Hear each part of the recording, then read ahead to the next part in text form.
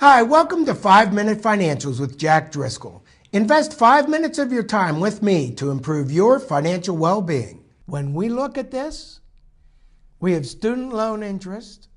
We thought we were going to lose deductibility of student loan interest. They talked about it.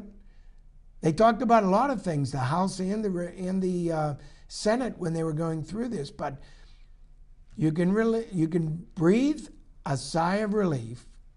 The deductibility of student loan interest is still in place. So the deduction, which is up to $2,500 a year now, is safe as far as the deduction for student loan interest. We can still deduct medical expenses also, which was an itemized expense. Some of you might have run into the fact with medical expenses that we were at an adjusted gross income test. 7.5% of your adjusted gross income was a test if you could deduct your medical expenses. What that meant was you take your adjusted gross income and the first whatever 7.5% of that is, then you write that number down.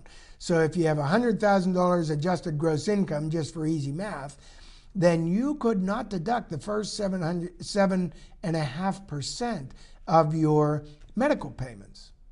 So let's say you had $20,000 worth of medical bills. You could not deduct $7,500 of it. But everything over that you could. That's what that means. Well, the last year and two, the IRS code had changed and said you now must meet a 10% of your adjusted gross income medical expenses before you could start deducting them, which is in essence a tax increase because of being able to deduct less of your medical expenses. In this new Tax Reform Act, it's been reduced temporarily back to that 7.5% test. So enjoy it while it's here because it won't be here long. But right now, you only have to exempt the first 7.5% of your adjusted gross income for medical expenses.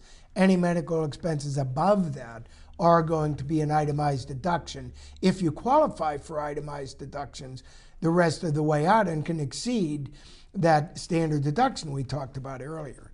Now, if you're a teacher, we thought we were going to lose this expense and we kept it.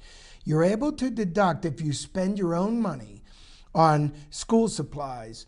They left that deduction alone, which means educators are allowed to deduct up to $250 to offset what you spend on classroom materials. And it was that way in the prior law also.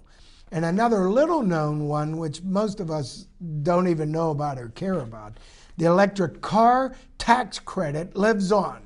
So I know you'll all be relieved to know the electric car tax credit lives on.